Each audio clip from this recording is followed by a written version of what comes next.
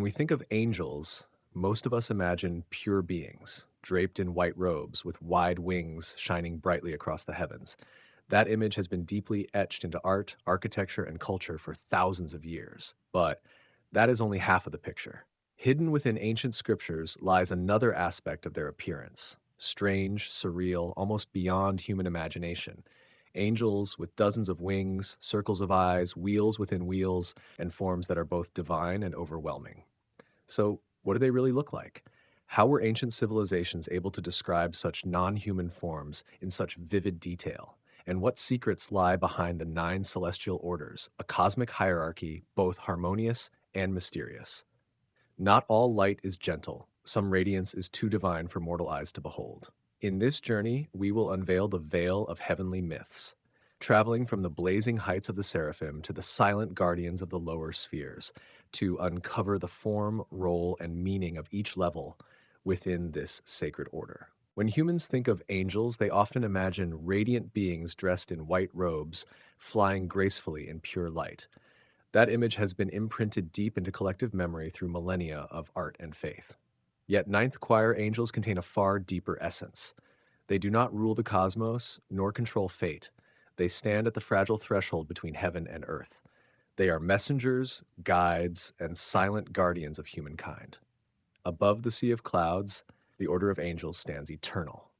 The ninth choir is the closest layer to humanity, where heavenly light begins to touch the mortal world. They appear in dreams, in strange glimmers, in fateful moments that reason cannot explain. Their outward form is often gentle, youthful, slender figures, draped in luminous garments, with white wings soft as morning mist. The light around them does not blaze, it gently envelops like a quiet celestial veil. When they descend, the air slows, winds fall still, and time becomes unnaturally clear. Heaven does not whisper, it thunders in silence. Though they appear approachable, apocalyptic texts describe them with surreal features. Their faces may dissolve into light, leaving a silent, radiant halo that sees through all souls. In the center of their foreheads is a vertical golden eye, glowing like a lamp that never dies. Their wings do not follow the rules of physics, moving like living streams of light beyond three-dimensional space.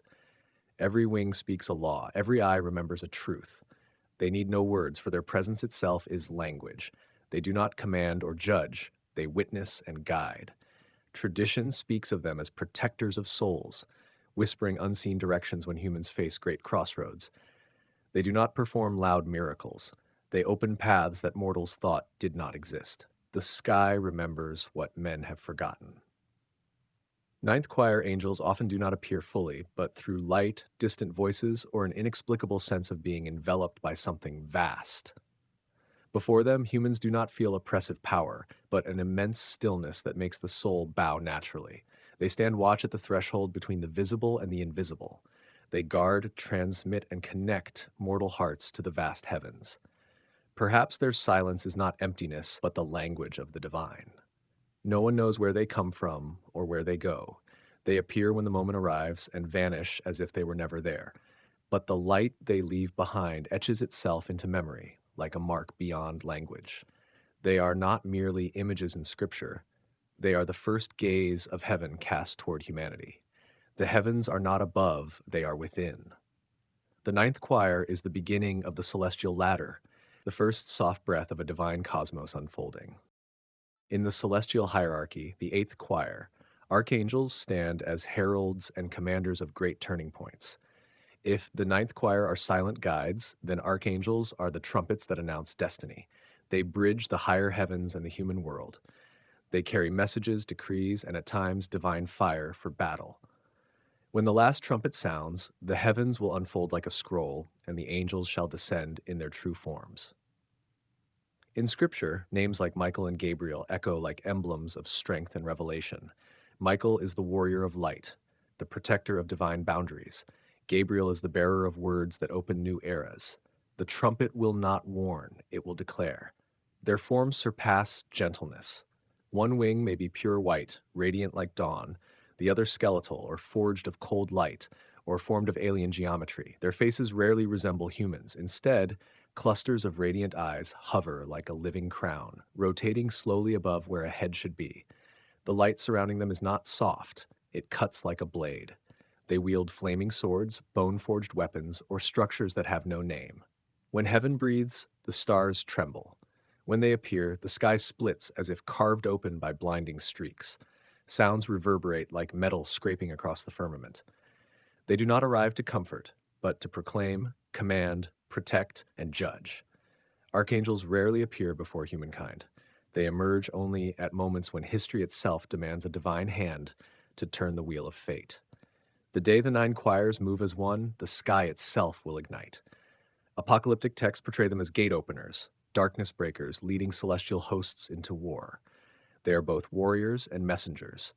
No divine order reaches the lower choirs without passing through their gaze. Light was not born, it was revealed. Archangels are living pillars linking heaven and earth. Each step they take sends tremors through the fabric of the cosmos. Each glance releases an invisible command to the heavenly ranks. Among clouds and jade gold cities, they soar like blazing spears, clearing the path for the higher choirs to follow. Beneath the clouds, mortals dream. Above them, eternity watches. When they depart, the echo of command remains. The gate of heaven closes, but the world is never the same again. Within the celestial hierarchy, the seventh choir, principalities embody dominion, structure, and divine oversight. If archangels are the sword and voice, principalities are the silent sovereigns who set the stage for history itself. They rarely appear to individuals, yet their influence shapes civilizations, empires, and eras. The celestial order is not a story, it is the spine of existence. Principalities represent the spiritual frameworks of nations and communities. Ancient belief held that behind every kingdom's rise or fall stood a watching principality. They do not merely observe, they shape the spiritual foundations of the world. The sky will turn crimson, the golden cities will rise, and nine choirs shall sing the song of the end. Their forms radiate regal otherworldliness. Their bodies are towering, wrapped in thick golden light like a mantle of authority. Above their heads hovers a black circular crown inlaid with glowing golden eyes that stare in quiet vigilance.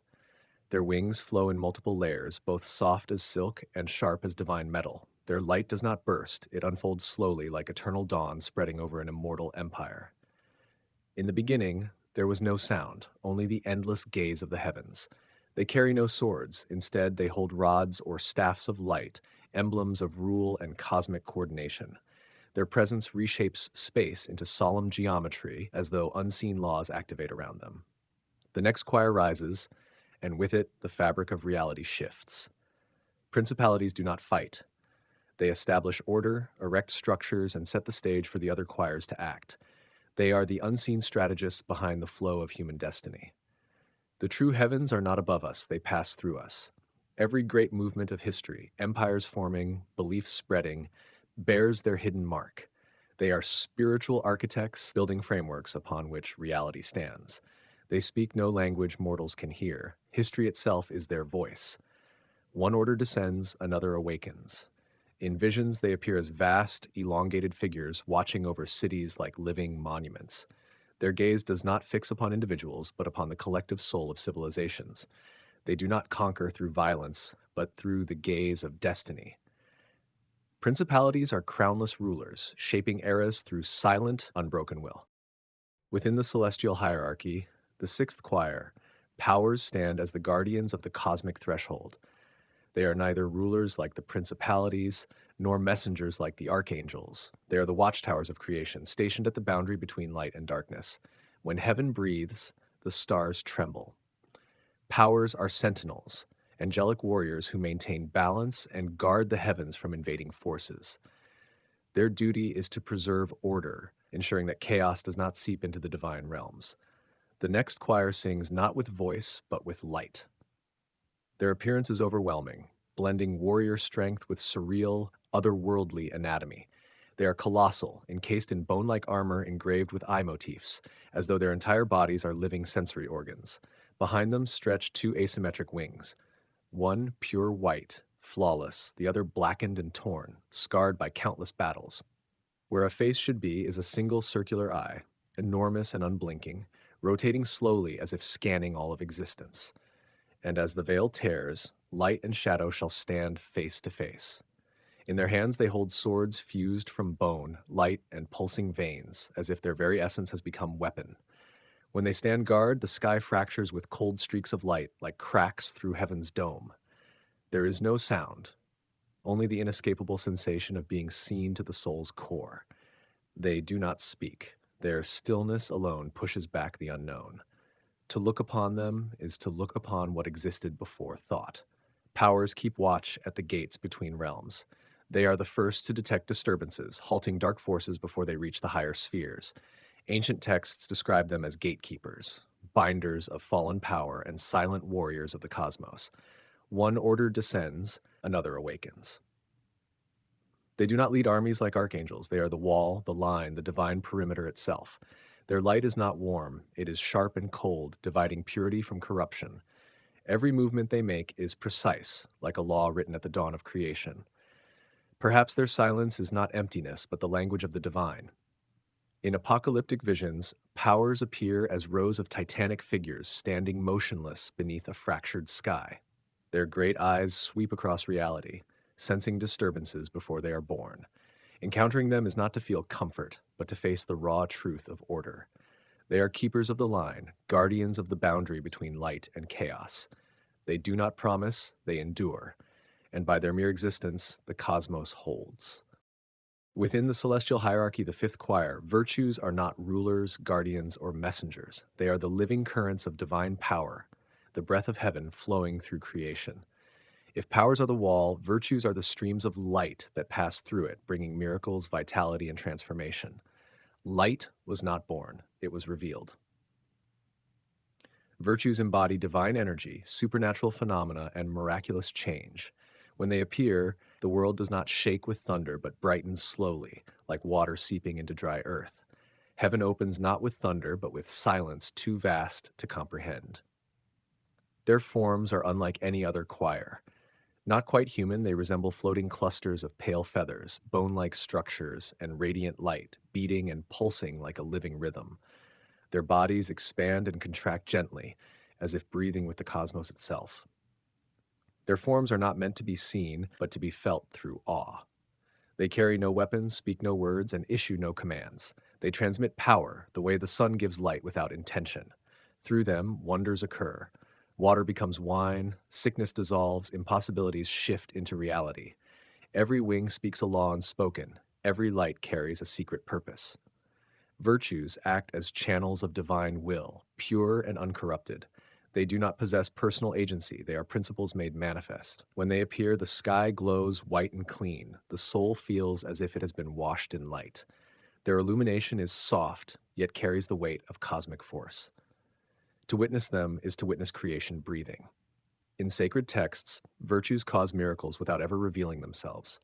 When seas part, when mountains tremble to welcome light, it is the virtues at work. The cosmos is not ruled by chance, but by the silent hierarchy of the divine. They are the veins of the divine body, carrying power through reality like blood through unseen arteries. No one speaks to them. No one bargains with them. They do not judge or console. They simply are. Their forms are mirrors, reflecting what mortals cannot imagine but always fear. When mortals encounter virtues, they do not see a being but moving light, like the deep rhythm of the universe made visible. They are the bridge between divine will and earthly wonder, faceless, wordless, yet alive with celestial pulse. Virtues do not command, guard, or rule. They make all things possible. Within the celestial hierarchy, the fourth choir, dominions serve as the regulators of divine power. If virtues are flowing rivers, dominions are the vast dams and channels that govern those currents with absolute precision. They are the architects of celestial administration, issuing no audible commands, yet every choir below moves according to their silent decree. Each wing, each eye, each wheel is not ornament, but law made visible. Dominions are rarely mentioned in common religious stories. They do not descend to earth or perform miracles. But every command from the higher choirs passes through their unseen hands before reaching the lower orders. The heavens are governed not by chaos, but by an architecture too vast for mortals to see. Their forms are cold, abstract, and eerily authoritative.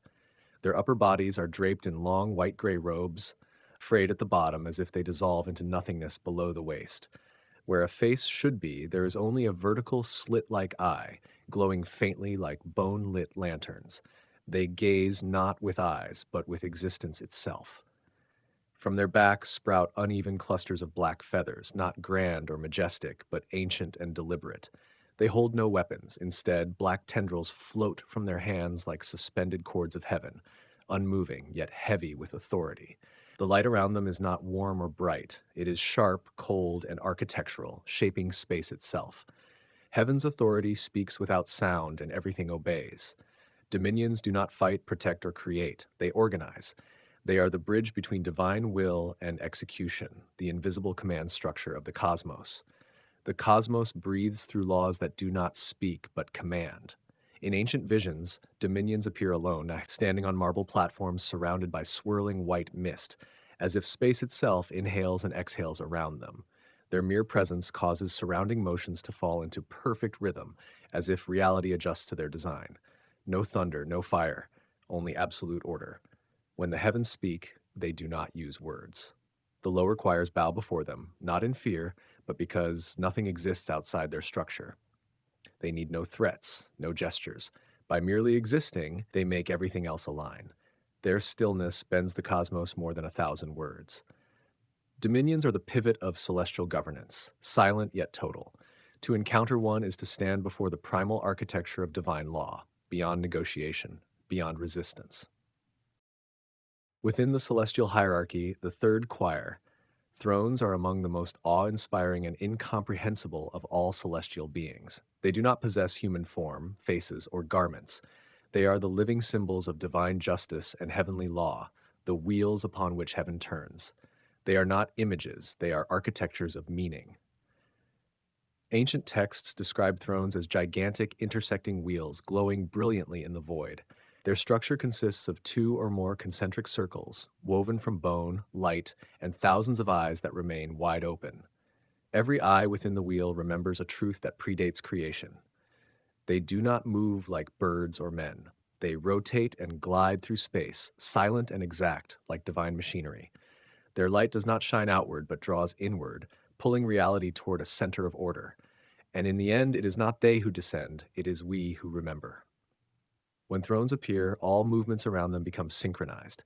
Time and space seem to breathe in unison. There is no speech, no gaze directed toward mortals, only operation. They have no emotion or personal will. They are the perfect instruments of divine intent. The heavens turn through unseen wheels. Thrones are also known as the chariots of God, not as vehicles, but as the moving architecture of heaven itself. Each rotation writes a law. Each eye bears witness to truths beyond language. Their motion is the soundless hymn of order.